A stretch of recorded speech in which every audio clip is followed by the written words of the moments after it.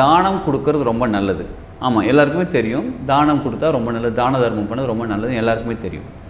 ஆனால் எதையெல்லாம் தானம் கொடுக்கக்கூடாதுன்னு இருக்குது. என்னங்க சொல்கிறீங்க? அப்படியே ஆமாங்க, எதெல்லாம் தானம் கொடுக்கக்கூடாதுன்னு இருக்குது. முக்கியமாக பெண்களே உங்களுக்காகத்தான். ஆனால் ஒரு 5 ரூபா கொடுத்துட்டு வாங்கிக்கோங்க. ஏன்னா இந்த பொருட்கள்லாம் தானமாக கொடுத்தால் வீட்டில் தரித்திரியம் வரும். தரித்திரியம்லாம் ஒன்றும் பெரிய விஷயம்லாம் கிடையாதுங்க.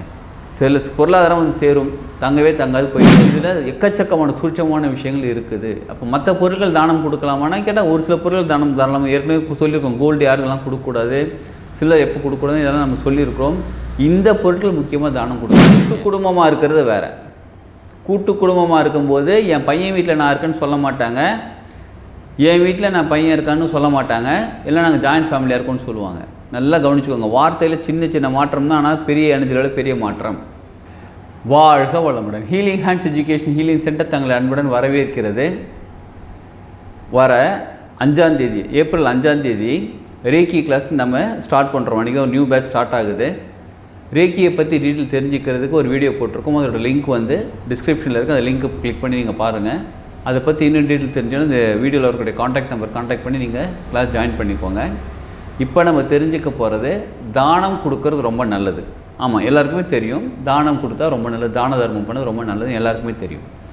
ஆனால் எதையெல்லாம் தானம் கொடுக்கக்கூடாதுன்னு இருக்குது. என்னங்க சொல்கிறீங்க? அப்படியே ஆமாங்க, எதெல்லாம் தானம் கொடுக்கக்கூடாதுன்னு இருக்குது. முக்கியமாக பெண்களே உங்களுக்காகத்தான். ஏன்னா நீங்கள் தான் நிறைய கொடுக்கக்கூடிய தன்மையில் இருக்கீங்க எப்பயுமே. சரிங்களா? எதுன்னு கேட்குறீங்களா? ஃபஸ்ட்டு தெரிஞ்சுக்கோங்க. புளி, உப்பு, வரமிளகானா பட்டை மிளகா, காஞ்ச மிளகான்னு சொல்லுவாங்க.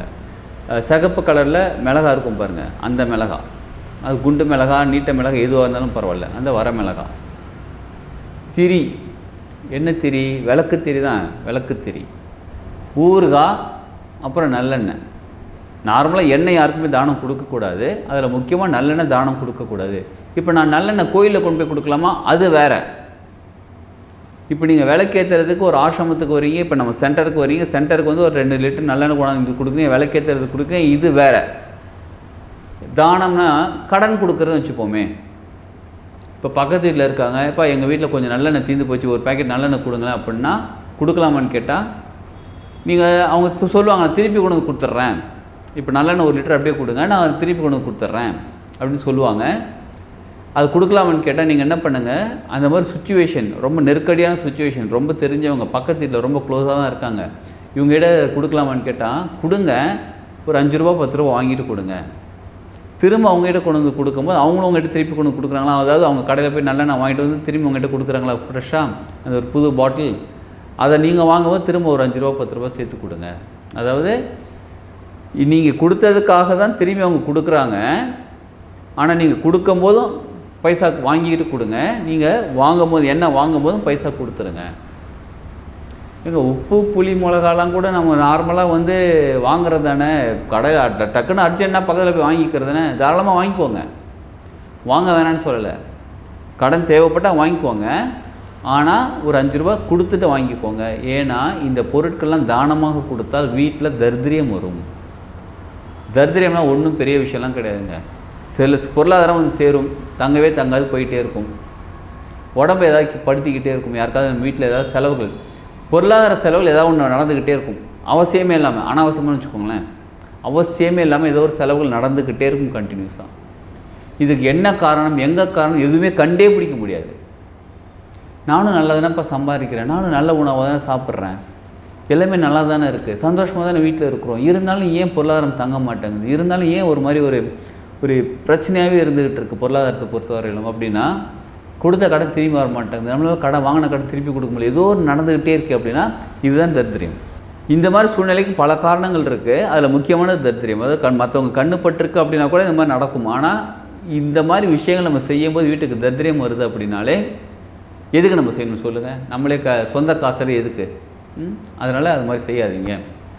இப்போ சப்போஸ் அவங்க கேட்குறாங்க, கொஞ்சமாக தான் கேட்குறாங்க, ஒரு கைப்பிடி கல் உப்பு தாங்க கேட்குறாங்க, அதுக்கு எப்படிங்க பைசா வாங்குறது? ₹1 வாங்கிக்கோங்க. அதுவும் எப்படி நம்ம கொடுக்கணும்? இந்த மாதிரி பொருட்கள்லாம் கொடுக்கும்போது நம்ம ஒரு பாத்திரத்தில் வச்சு கொடுப்போமா? ஒரு பாத்திரத்தில் கொஞ்சம் கல் உப்பார் வர மிளகா பட்டை மிளகா ஏதோ ஒன்று அதை வச்சு கொடுக்குறோம் பாருங்கள். ஒரு பாத்திரத்தில் வச்சுட்டு ஒரு தாம்பாள தட்டு மாதிரி எடுத்துக்கோங்க. அதில் அந்த பாத்திரத்தை வச்சு தட்டோடு நீட்டுங்க, இது எடுத்துக்கோங்கன்னு. அதாவது ஒரு பவுல் எடுத்து அப்படியே கொடுக்காம ஒரு தட்டில் வச்சு கொடுங்க.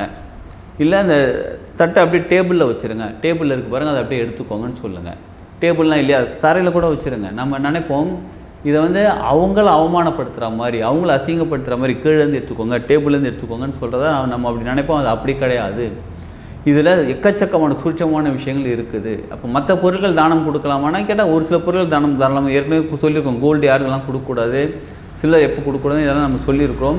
இந்த பொருட்கள் முக்கியமாக தானம் கொடுக்காதீங்க, சரிங்களா? மற்ற பொருட்கள் கொடுக்கலாமா? எஸ், அது உங்களுக்கு விருப்பம். இது தானம் கொடுக்காமல் இருக்குது ரொம்ப நல்லது.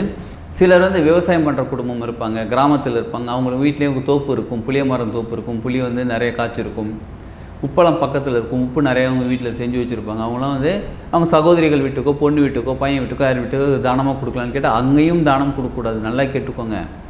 இப்போ நீங்கள் வந்து ஒரு அப்பா அம்மா 2 பசங்க வீட்டில் இருக்கீங்கன்னா இதுதான் ஒரு குடும்பம். உங்கள் பொண்ணுக்கு கல்யாணம் ஆகி போயிட்டாங்க. இப்போ நீங்கள் அதாவது அப்பா அம்மா ஒரு பையன் மட்டும் இருக்காங்க, தங்கச்சிக்கோ அக்காக்கோ கல்யாணம் ஆகி உங்கள் வீட்டுக்கு போயிட்டாங்க அப்படின்னாலே இது தனி குடும்பம், அது தனி குடும்பம். இப்போ நீங்கள் உங்கள் சொந்த பொண்ணு தான், உங்கள் சொந்த அக்கா தான், சொந்த தங்கச்சி தான், அவங்களுக்கு நீங்கள் கொடுத்தாலும் அது தானம் தான். இதே ஒரே வீட்டில் அப்பா அம்மா பையன் இருக்கீங்க பார்த்தீங்களா, இந்த பையன் அப்பாவுக்கு செஞ்சால் தானம் கிடையாது, அப்பா பையனுக்கு செஞ்சால் தானம் கிடையாது, கடமை.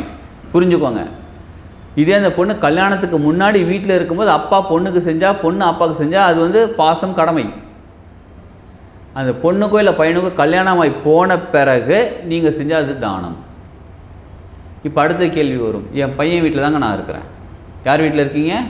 நல்லா தெரிஞ்சுக்கோங்க. நீங்கள் சொன்ன வார்த்தையை என் பையன் வீட்டில் தான் நான் இருக்கிறேன். அப்போ அது உங்கள் வீடு இல்லை, உங்கள் பையனோட வீட்டில் நீங்கள் இருக்கீங்க. நீங்கள் ஒரு ரிலேட்டிவாக, அதாவது சொந்தக்காரங்க வீட்டுக்கு வந்து போகிறாங்க பாருங்கள், நீங்கள் விருந்தாலே பல வருஷமாக இருக்கீங்க. உங்கள் பையன் வீட்டில் நீங்கள் விருந்தாலே பல வருஷமாக இருக்கீங்க. உங்கள் வீட்டில் உங்கள் பையன் இருக்கிறது வேறு, உங்கள் பையன் வீட்டில் நீங்கள் இருக்கிறது வேறு. கூட்டு குடும்பமாக இருக்கிறது வேறு. கூட்டு குடும்பமாக இருக்கும்போது என் பையன் வீட்டில் நான் இருக்கேன்னு சொல்ல மாட்டாங்க, என் வீட்டில் நான் பையன் இருக்கான்னு சொல்ல மாட்டாங்க, இல்லை நாங்கள் ஜாயின்ட் ஃபேமிலியாக இருக்கோன்னு சொல்லுவாங்க.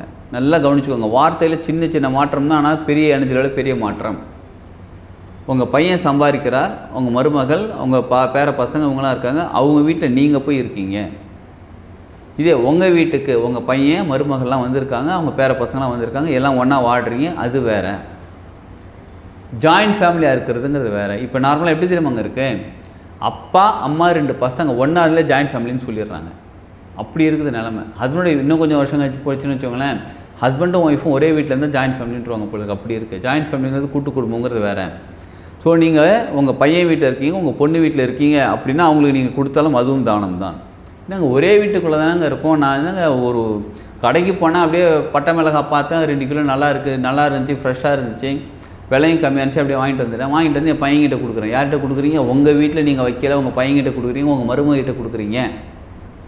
அப்படின்னா சொல்லிவிடுங்க, இந்த மாதிரிமா ஒரு ரூபா கொடுமா, 2 ரூபா கொடுமான்னு வாங்கிக்குவாங்க. ஸோ அப்போ இதுவே தானம் கணக்கில் தான் வரும். அதனால் நீங்கள் சொந்த வீடாக இருக்கட்டும், அதாவது நீங்கள் உங்கள் வீட்டில் இருந்து நீங்கள் கிச்சனில் போய் வச்சா அது வேறு, இன்னொருத்தவங்களுக்கு கொடுத்தா வேறு. ஸோ தானம்ங்கிறது என்னென்ன தெளிவாக புரிஞ்சுக்கோங்க. எந்தெந்த பொருட்கள் தானம் கொடுக்கலான்னு ஏற்கனவே சொல்லியிருக்கோம். கோல்டு எப்படி கொடுக்கலாம்னு ஏற்கனவே சொல்லியிருக்கோம். இந்த பொருட்கள் நீங்கள் தானம் கொடுக்கறது சிறந்தது கிடையாது. இப்போ கோயிலுக்கு போகிறோம், விளக்கு ஏற்றுறோம், நம்ம ஒரு 5 திரி கொண்டு போகிறோம், 2 விளக்கு ஏற்றுறோம், 2 திரி கையில் எக்ஸ்ட்ரா இருக்குது. பக்கத்தில் ஒருத்தவங்க கேட்குறாங்க, அவங்க வந்து தீப்பெட்டி கொடுங்களேன், திரி கொடுங்களேன். அவங்களும் கோயிலுக்கு தானே வந்திருக்காங்க, விளக்கேற்று தானே வந்திருக்காங்க, திரி எடுத்துகிட்டு வர வேண்டியது தானே. திரி எடுத்துகிட்டு வந்தால் கீழே விழுந்துருச்சு, தொலைஞ்சி போச்சு, புதுசாக போய் வாங்கிக்கிட்டோம். கடை பக்கத்தில் தாங்க இருக்குது, கடை பக்கத்துலேயே இல்லை. நீங்கள் 2 திரி கொடுக்குறீங்களா, 1 ரூபா கொடுவா வாங்கிக்கோங்க.